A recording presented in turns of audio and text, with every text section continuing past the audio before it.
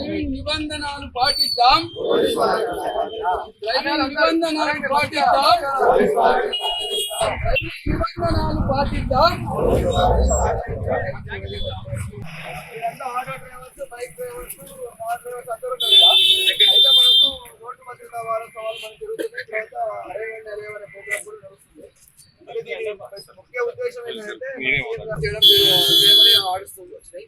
ఎందుకంటే మీరు ఎవరైతే వాహనదారులు ఎవరైతే ఉంటారో వాళ్ళు స్పీడ్ గా వెళ్ళడం కానీ, లేకుంటే మీరు హెల్మెట్ తీసుకోకపోవడం వల్ల కానీ, ఎక్కువ మందిని ఆటోలో ఎక్కువ మంది ప్యాసింజర్స్ ని పెట్టుకోకపోవడం కానీ, డ్రంక్ అండ్ డ్రైవ్ చేసి నడపడం వల్ల కానీ, దీనివల్ల ఏమవుతుందంటే యాక్సిడెంట్స్ అవుతున్నాయి.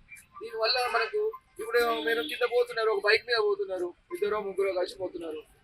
సడన్ గా పోయి ఒక దగ్గర ఏదో స్కిడ్ కావడమో, ఆపోజిట్ వాళ్ళు రావడమో, లేకపోతే మీరు స్పీడ్ గా పోయి పడుకోవడమో, కింద పడ్డ వల్ల ఏమవుతుందంటే మీరు హెల్మెట్ పెట్టుకోకపోవడం వల్ల ఆ కింద పడ్డప్పుడు ఏమవుతుంది, హెడ్ కి ఇంజూరీ అయ్యి, హెడ్ ఇంజూరీ వల్ల చాలా మంది కూడా చనిపోతున్నారు.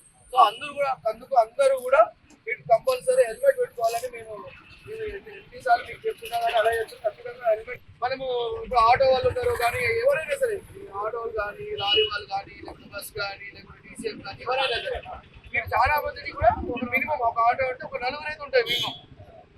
ఆ నలుగురిని కూడా సేఫ్ గా తీసుకుని సేఫ్ గా వదిలిపెట్టాలి. ఎందుకంటే మీ మీద నమ్మకంతో అందరూ ఎక్కుతారు.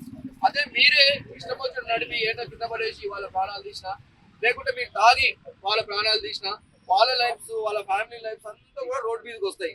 మనం నలుగురు ప్రాణాలు పోగొట్టిన నిందితులం అవుతాం. కనుక మీరు అందరూ కూడా ఏంటంటే మంచిగా నీట్ గా డ్రైవింగ్ చేయాలి. ఎక్కువ మందిని ఎక్కించుకోకూడదు. తర్వాత మంచిగా డ్రంక్ అసలు తాగి అస్సలు నడవద్దు. దయచేసి మీ అందరికి కూడా మీ చేతులతో పెడుతున్నాము. ఆ చెట్టి పరిస్థితుల్లో కూడా స్పీడ్ గా కానీ డ్రంక్ చేసి డ్రైవ్ చేయడం మాత్రం చేయకండి. ఎక్కువ మందిని పెట్టకండి.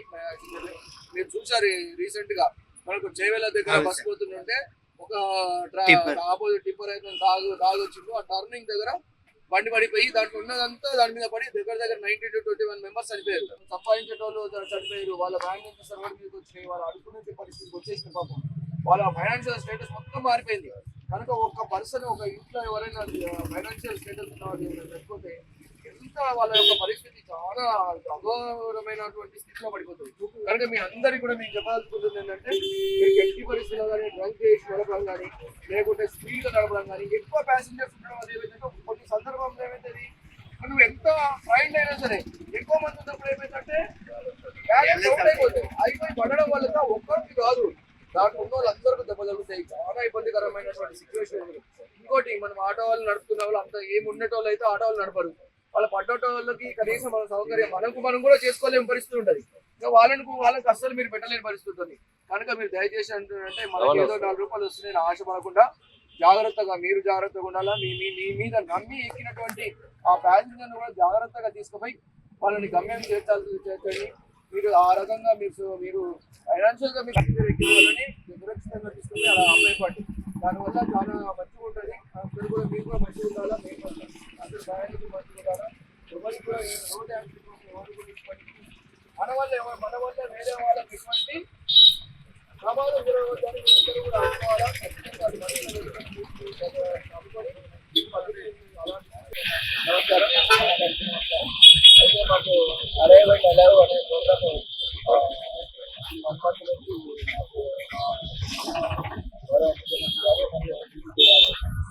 ప్రోగ్రామ్ చేస్తూ అందరికి కూడా రోడ్డు యాక్సిడెంట్స్ నివారించాలని ఒక సభలు తీసుకున్నారు.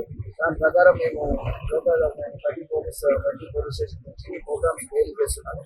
అందులో భాగంగా ఈ రోజు మేము ఆటో డ్రైవర్స్ మరియు బైక్ మీద పోతున్నటువంటి వాళ్ళు కానీ, కార్లో అందరినీ కూడా ఆపడం జరిగింది. వాళ్ళందరినీ గ్యాదర్ చేసి వాళ్ళకి యాక్సిడెంట్ ఎలా జరుగుతుంది, ఒక హెల్మెట్ లేకపోవడం వల్ల ఏం ప్రమాదం జరుగుతుంది, డీజర్ అయితే చనిపోతున్నారు, ఎక్కువ ప్యాసింజర్ని పెట్టుకోవడం వల్ల కంట్రోల్ తప్పి కింద పడడం వల్ల వాళ్ళ బండి పడిపోవడం వల్ల వాళ్ళ దాంట్లో ఉన్నటువంటి ప్యాసింజర్లకు ప్రమాదం జరిగి చనిపోతున్నారు.